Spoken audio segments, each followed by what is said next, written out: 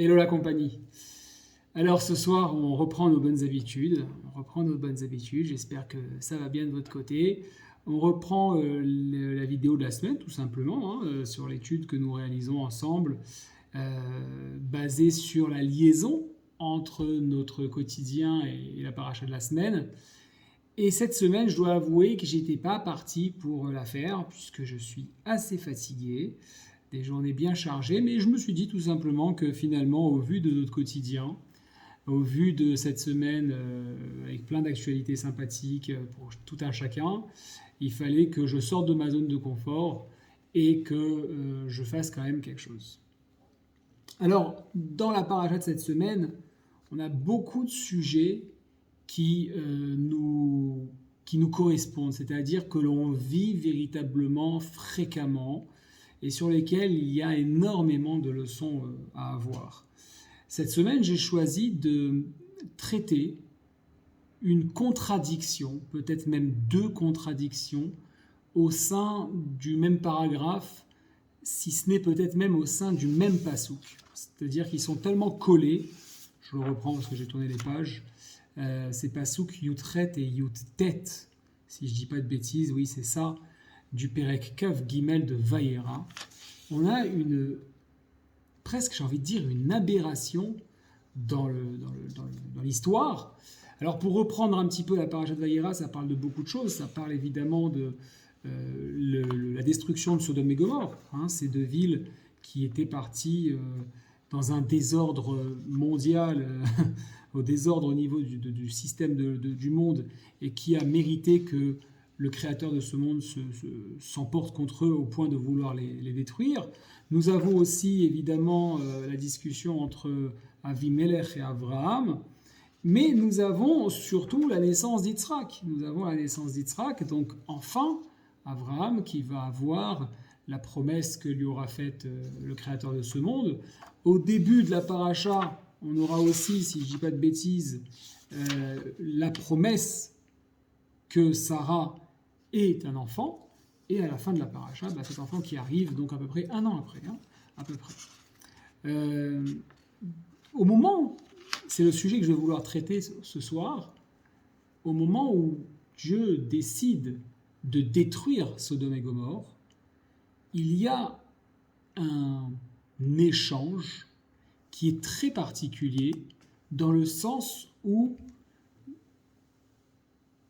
la conscience divine, c'est la première aberration, s'interroge sur le fait de finalement se dire Vachem Amar, Amachase Ani me Avraham Asher Ani Ose. Est-ce que je peux éventuellement ne pas dire à Avraham, ne pas informer Avraham sur ce que je vais faire ? Sous-entendu, je lui ai fait une promesse qu'il allait être le père des nations et que sa nation serait forte, puissante, etc., et grande. Et tout d'un coup, une fois que je lui ai fait cette promesse, quelque part, je lui promets d'être le père de l'humanité, d'accord ? Et finalement, je commence, juste après cette promesse, par détruire deux grandes villes. Le passouk qui suit concerne en fait une phrase qui est précisée, qui dit, en fait, Dieu continue son raisonnement en disant Ve'Avram hayo iye le goy gadol ve'atzum ve'nivrechu vo kol goyi haaretz ki yadativ leman asher yetzavet banav ve'et beto acharav ve'shamru derech Hashem la'asot tzedaka u'mishpat leman evi Hashem el Avraham et asher diber alav. Alors qu'en fait, la conscience divine continue sa réflexion, alors que en fait, j'aime Avraham au point de lui avoir promis qu'il deviendrait assurément une grande nation et un grand peuple, et qu'à travers lui naîtront toutes les nations et elles seront bénies. Donc, en plus de ça, comment cette réflexion peut-elle se faire ?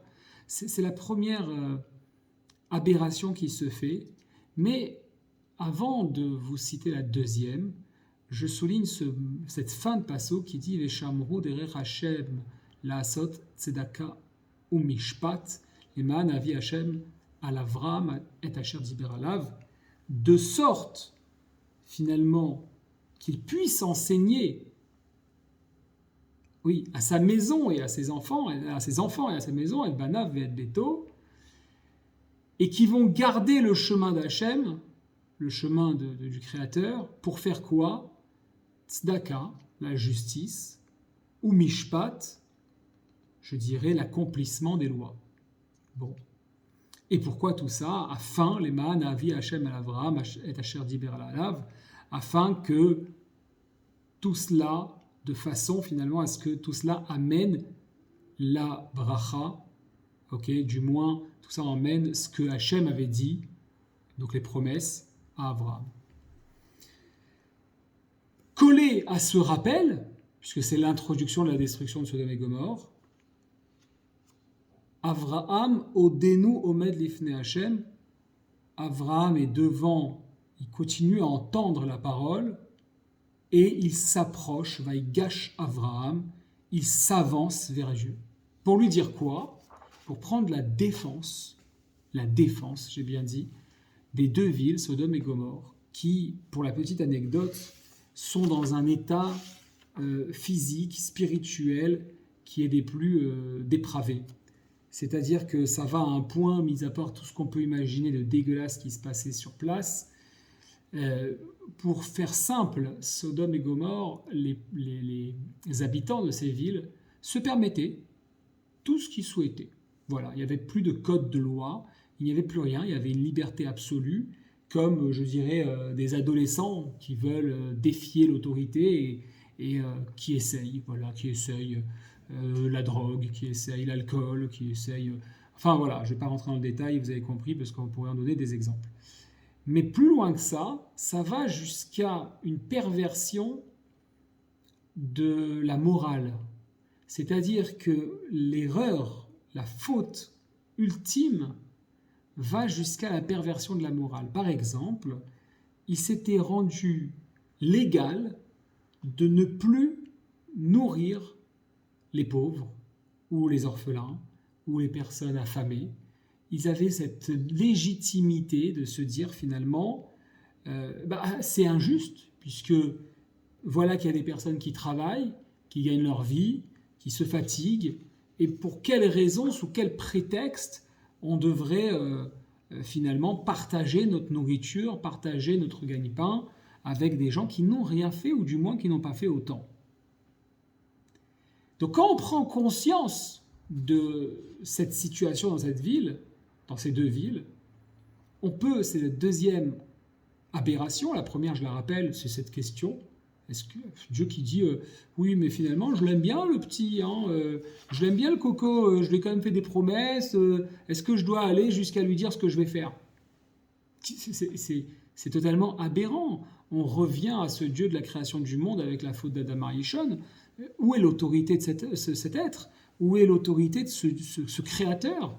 Comment on peut entendre la pensée divine aussi fortement et aussi faiblement finalement? Et j'ai envie de dire que le rôle s'inverse, puisque les commentateurs sont clairs lorsque Avraham, vaïgash Avraham, il s'avança, qu'est-ce qu'on entend de là? Qu'il se met en position de fermeté, il est prêt à négocier la survie de Sodome et Gomorrhe. Il ne discutera pas sur la manière, malgré que Avraham incarne par lui-même l'attribut de bienveillance. Il ne discutera pas, il s'exprimera de manière ferme, il a ses arguments comme un avocat, voilà, ténor du barreau, qui s'apprête à plaider la cause et qui, pour lui, son client est absolument innocent. Et c'est la deuxième aberration. Avraham savait pertinemment ce qui se passait. Avraham avait des preuves concrètes, puisqu'il ne se cachait pas, c'était pas compliqué. Vous avez un client en tant qu'avocat qui vous dit « je suis innocent, prouvez-le », c'est votre job en tant qu'avocat de le prouver. Mais là, c'est pas pareil, puisqu'il suffisait d'aller dans la ville, Lot lui-même, donc le serviteur d'Avraham, y était. Comment dirais-je ? Il n'y a pas besoin de monter un dossier particulier là-dessus. Le procès est vite fait, les preuves sont sont affligeantes et on n'en parle plus. Pour autant, combien dans notre quotidien avons-nous tendance à juger, catégoriser, mettre en boîte, je pourrais trouver plein de superlatifs, pour pouvoir finalement se sentir un petit peu mieux, se déculpabiliser, se sentir peut-être fort aussi, d'avoir pu juger son voisin. Combien de fois ça nous arrive au quotidien, à tout à chacun. Et j'espère qu'il y a des exceptions, et tant mieux, ils ne feront que confirmer la règle, mais à quel point c'est fréquent. Et c'est vraiment un moment qui a attiré mon attention fortement. Comment un être aussi puissant, aussi grand, capable de se remettre tellement en question, capable d'aller jusqu'à, pour ses valeurs, ses principes, se mutiler pour une idéologie, pour quelque chose qui le dirige et qui fait ça définit son être, soit en mesure d'aller prendre le parti, de défendre, de tenter de sauver finalement la situation qui ne serait pas capable d'être sauvée finalement. Hein. Comment c'est possible qu'on en arrive là?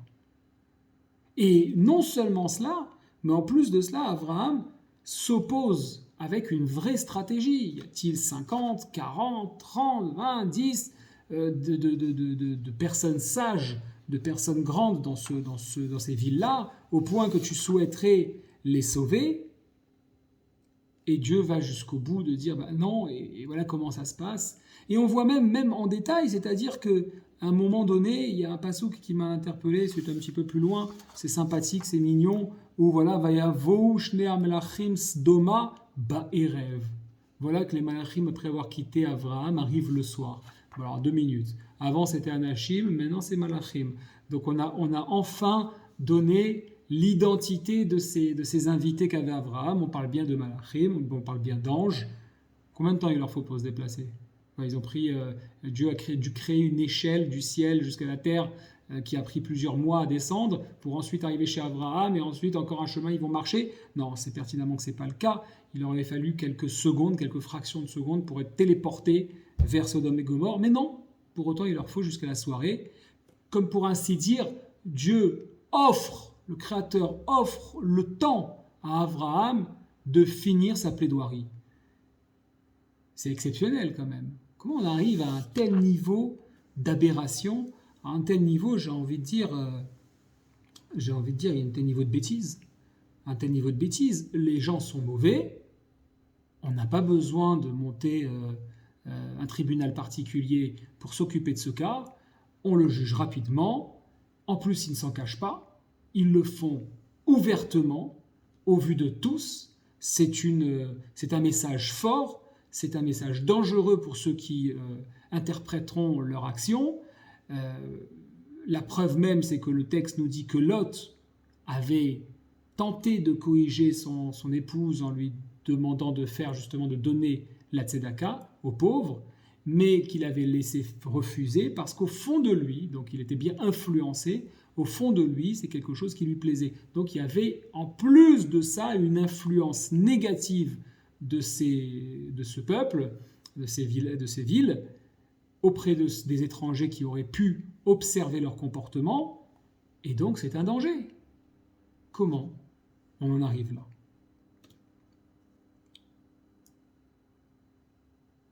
Alors, pour démarrer la réponse, on n'a pas le choix finalement, enfin en tout cas moi c'est comme ça que j'ai vu les choses, c'est de prendre le sujet à l'envers.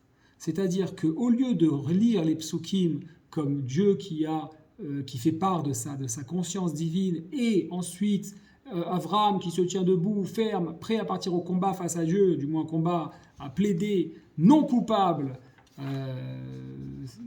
Monsieur le Président, d'accord? Eh bien, faisons. Et ensuite seulement, il fait sa plaidoirie. Voyons-le à l'envers. On sait très bien qu'en plus la Torah n'a pas d'ordre. Et là, on a quelque chose qui est très fort, c'est-à-dire que Veshamro derech Hashem la'asot tzedaka mishpat lema'an avi Hashem l'Avraham et Asher diber alav. Vous garderez le chemin d'Akadosh Baruch Hu qui consiste à faire quoi? Tzedaka ou mishpat, c'est-à-dire la justice et l'accomplissement des préceptes de la Torah, afin que puisse Abraham recevoir les conséquences de la bénédiction que Dieu lui a donnée, c'est-à-dire, encore une fois, d'être un grand peuple et une grande nation puissante. À travers lui naîtra toutes les nations du monde. Qu'entendons-nous par tzedaka et par mishpat, c'est-à-dire les différentes lois? On sait pertinemment à ce moment-là que la Torah n'est pas encore donnée. On est loin, loin, loin avant Matan Torah. N'oublions pas qu'on va devoir avoir Yitzhak, Yaakov, les Shvatim, donc les enfants de Yaakov, dont Yosef finalement qui deviendra prince d'Égypte, l'histoire de la libération de Binyamin, la libération, Ani Yosef, je suis votre frère Yosef, puis le changement de roi et la naissance de Moshe. Enfin, on a le temps, hein. Pour autant, le Tanakh, la Torah, nous précise cela. Et je trouve que dans la semaine que nous venons de passer, tous, le message est extrêmement fort. Et c'est un enseignement pour nous tous. Donner la tzedaka, puisque c'est marqué le terme tzedaka, c'est pas sortir son portefeuille quand un homme toque à notre vitre à un feu rouge et tendre 20 shekels, 20 euros, ce que vous voulez. 20 dollars, yens, roubles, pas d'importance, mais donner une partie de notre argent. Donner la tzedaka, c'est réaliser une véritable action de justice, c'est-à-dire avoir conscience de ce que nous avons besoin dans notre vie et que tout ce qu'on peut considérer comme superflu puisse apporter quelque chose à l'autre. Mais il faut savoir quelque chose, c'est que la tzedaka, ce n'est pas simplement, si ce n'est pas peut-être pas du tout, un problème d'argent, une question relative à l'argent. Parce que sinon, comment la Torah pourrait spécifier, par exemple, que même le pauvre doit donner la tzedaka? Oui, mais il n'a pas de quoi manger. Il attend qu'on vienne lui donner de l'argent pour manger ou de la nourriture directement, et lui doit donner aussi la tzedaka. Il y a un problème. On est dans une totale contradiction sur tous les sujets. Là, on ne va pas s'en sortir, on va fermer le bouquin, on va aller passer une bonne nuit, et on n'en parle plus. On verra demain quel jour on est. La réalité, c'est que la tzedaka peut emprunter différents niveaux en fonction de ce que nous vivons. À partir du moment où on touche à l'argent, à partir du moment où on touche à la recette, c'est-à-dire le fruit de notre effort, on touche aussi à quelque chose qui est bien plus profond, bien plus fort, lié toujours à notre effort. C'est-à-dire que si je peux être en mesure de donner une partie de mon temps à l'autre, celui qui en a besoin. Alors prenons un peu ce parallèle. Celui qui en a besoin, on va prendre l'argent dans un premier temps. C'est quoi? Je gagne 3 000 euros par mois, mon voisin en gagne 500 grâce à différentes aides, il a 4 enfants, il ne peut pas vivre ainsi, il est considéré comme pauvre. Je viens prendre une partie de mes revenus, 10, 15, 20%, peut-être certains d'autres feront plus que ça. Donc sur 3 000 euros, on va parler de entre 300 et 600 euros que je vais aller lui verser pour réaliser un équilibre. J'ai quelque chose en plus, évidemment, avec ces 3 000 euros, je vis bien, encore plus si c'est 5 000, 10 000, 20 000, faut pas être mathématicien pour avoir compris le principe, ni un grand économiste. Et donc, le superflu, ça nécessite que je réalise une introspection pour comprendre. Parce que c'est sûr que si on est très tachles, comme on dit en Israël, c'est-à-dire très concret, attends, je roule en Porsche, ma Porsche me coûte 1 500 euros par mois, j'ai un appartement de 450 mètres carrés, etc., etc. Oui, j'ai besoin de ça. J'ai besoin de ça, je suis en débit. Alors là, c'est qu'effectivement, on tend vers un niveau de luxe qui peut limite nous dépasser. Avons-nous besoin de vivre si on est célibataire dans 450 mètres carrés? Bon, moi, oui. Je rigole, mais je veux dire, avons-nous vraiment ce besoin? La réponse est non. Si on est là à vivre un individualisme tel qu'on tombe dans l'égoïsme, alors pourquoi on s'intéresse à l'autre. Et pourquoi dès le début, lors de la création, Dieu nous dit bien qu'il a créé l'homme et qu'il a vu que c'était pas bon. Ah bah attends, c'est ta copie, je veux dire, tu étais un artiste, tu as vu que c'est pas bon, quoi, tu froisses, tu recommences. Non, c'est pas bon pour l'homme de vivre seul. Il a besoin de l'autre. Comme on m'a donné un petit chidouche sur l'Ech Lecha, un petit vort, c'est mon beau-frère Lévi que je salue, il m'a dit que l'Ech Lecha, j'avais donné aussi un vort là-dessus, un chidouche, c'est 50 et 50. La metraf, c'est 50-50. C'est quoi 50-50? C'est-à-dire que l'Ech, c'est l'un, l'Echa, c'est l'autre. Pour pouvoir arriver à devenir 100, c'est-à-dire à complet, d'accord, on a besoin de l'autre. Sans le chaver, sans l'échange avec l'autre, on n'y arrive pas.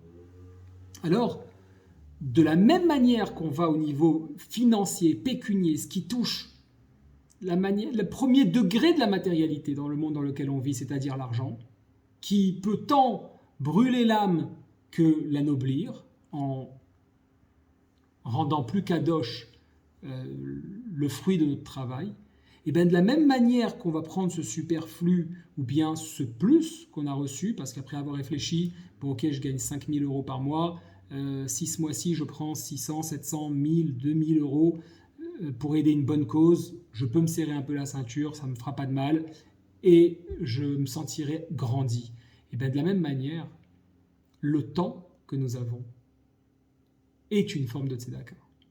C'est-à-dire qu'à partir du moment où on arrive à apporter une justice dans ce monde, parce que notre ami, notre connaissance, notre voisin, comme il y a une loi dans la Torah qui nous dit que le fils de notre ami, on doit en prendre soin comme si c'était notre enfant, le fils de notre voisin, on doit en prendre, même de l'inconnu à partir du moment où il est juif, on doit en prendre soin comme si c'était notre enfant, à plus forte raison le père, la tante, la nièce et nos amis chers,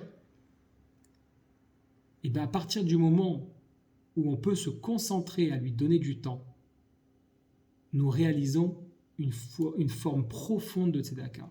Mais cela va encore plus loin. C'est-à-dire que comme nous le disons à travers les vidéos, nous sommes énergie.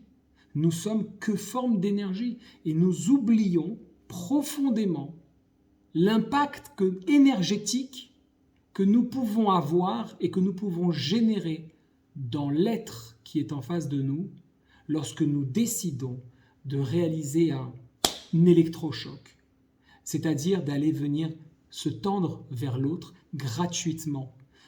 Essayez de comprendre la comparaison que j'essaie de réaliser. Lorsque je prends sur ma liasse de billets, schématisons les choses ainsi, 5 000 euros, que je prends 1 000 euros et que je vais le donner à l'autre, c'est un geste qui est gratuit. La plus grande des tzedaka, c'est tzedaka basseter, c'est la tzedaka qui est non connue. On ne sait pas qui a donné, on ne sait pas, moi je donne et je ne sais pas à qui je donne, et celui qui reçoit ne sait pas qui lui a donné.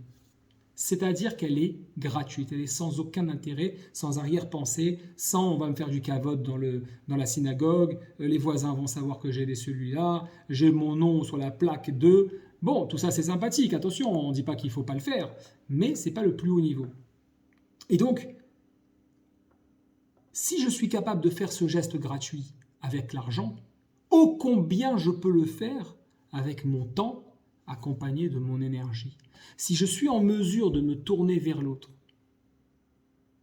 même lorsque je sais qu'il a fauté, lorsque je sais qu'il est dans le tort, lorsque je sais que son action peut être clairement identifiée et jugée comme négative parce qu'il le fait aux yeux de tous, parce qu'il s'en vante, parce que ce que vous voulez, comme Sodome et Gomorrhe, malgré tout, parce que on a besoin de l'autre pour exister, on a cette capacité de rechercher la bienveillance qui est en nous, cette énergie-là, pour produire bien plus que la parole, l'attention ou l'action qui sera que dévastatrice, je vais y arriver. Si je prends 500 euros, que je m'approche d'un pauvre et que je lui jette au visage en lui disant « va, fainéant, minable, malheureux, tu vaux rien », alors que je ne connais pas sa vie, Je ne sais pas, c'est pas parce qu'il fait la manche, c'est pas parce qu'il est au sol que c'est un malheureux, un minable, etc. Qui je suis pour pouvoir juger l'histoire de cet être qui est malheureusement et momentanément, on le souhaite, en train de faire la manche, en train de demander l'aumône? Qui nous sommes? Peut-être qu'on pourrait se retrouver dans la même situation. Et combien autour de nous on apprend qu'ils vivent des moments extrêmement difficiles, certains étant obligés d'eux. Et bien de la même manière, si nous venons donner notre temps, notre énergie de manière jetée, en accusant, en nommant, en citant et en déversant une colère ou une haine, sans avoir besoin de le diffuser sur les réseaux sociaux, sur les journaux nationaux, le simple fait d'y penser, le simple fait de le verbaliser entre amis, en famille, nous déversons une énergie destructrice.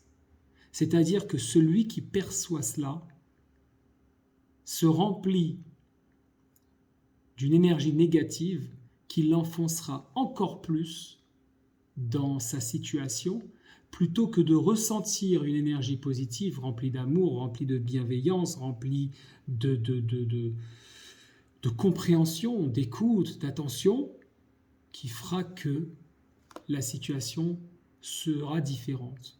À ce moment-là, l'épreuve de Sodome et Gomorrhe est consistée, en tout cas pour ces villageois, pour ces citoyens, à se remettre en question et à faire teshuva. On la voit bien dans l'Haftara Yona qu'on lit à Yom Kippour, une situation un petit peu similaire, où Dieu décide de missionner Yona, le prophète, pour aller détruire la ville, à tel point que Yona se plaint. Il dit « Attends, je suis allé, tu ne le fais pas. Pour qui je passe, moi ?» Encore une fois l'égoïsme, encore une fois l'individualisme. Donc on voit bien que ce schéma n'est pas arrivé qu'une seule fois. Mais si on prend le temps d'envoyer quelque chose de positif, ça change la donne. Parce que là où j'en étais, c'est de dire que la mission, pas la mission, l'épreuve de ces villageois, de ces citoyens, c'est de se remettre en question, d'ouvrir leur esprit, de se prendre conscience de leur action et de la corriger, parce qu'il n'est jamais trop tard, comme on le voit dans la Haftarat Yona. À ce moment-là, lorsqu'ils jeûnent et qu'ils font teshuva, Dieu annule le décret. Et il aurait été possible de le faire. Ce que fait Abraham à ce moment-là, c'est quelque chose de génial.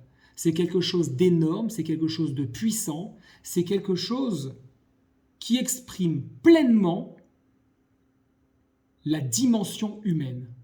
Il offre au peuple de Sodome et Gomorrhe une plaidoirie. Je pense au texte de J'accuse de Émile Zola que je lisais à mes enfants il y a quelques jours. Je lisais ça avec les frissons au bras parce que je me disais finalement le capitaine Dreyfus a eu le droit à une forme de procès, une forme en tout cas non pas de procès mais de plaidoirie morale, même si ce n'était pas autour d'un tribunal. Et c'est ce que fait Abraham. Il vient défendre le peuple et ce peuple ne peut pas dire « oui mais on ne nous avait pas dit ». Oui, mais on ne nous avait pas donné une chance. Et il leur donne de la bienveillance, il leur donne de l'écoute, il leur donne de l'amour, il leur donne même des excuses. Utilisez ces excuses. Que 50 fassent teshuva tout de suite. Allez, dépêchez-vous, c'est possible.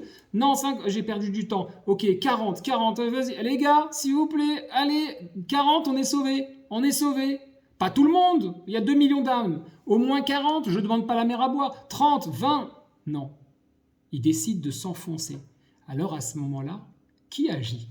Est-ce que c'est Abraham qui décide de dire « Bon allez, ras-le-bol, j'ai déjà fait la guerre plus d'une fois, je peux recommencer ?» Non, c'est le Créateur qui s'en occupe. Tout est dans les comptes du ciel. C'est à lui de gérer la vie d'autrui, non pas à nous, ni d'être le juge, ni d'être le procureur qui exécutera la sentence, je crois que c'est le procureur qui le fait, mais simplement l'avocat qui vient défendre, coûte que coûte, notre frère, notre ami, l'inconnu qui a ce point commun comme nous d'être juifs, les inconnus, nos frères, nos voisins, au singulier comme au pluriel, pour faire finalement cette action qui consiste à être Umishpat leman avi, Hashem al Avram et Asher diber alav, c'est-à-dire Shema Israël Hashem Elokeinu Hashem Echad, de représenter l'unité que peut être Israël, et c'est dans cette unité, lorsque nous la vivons au plus profond de nous de manière absolument certaine, absolument convaincue, que nous exprimons cette puissance qui fait de nous une nation grande, malgré qu'elle soit petite, grande dans son énergie, dans sa lumière, dans sa force d'action, et qui détruit toutes les frontières, même les frontières de la folie, même les frontières de l'erreur, même les frontières de la peine. Aucune énergie n'est capable de détruire ou de s'opposer à cette unité que nous pouvons tous être. Je vous souhaite une excellente soirée et Shabbat Shalom.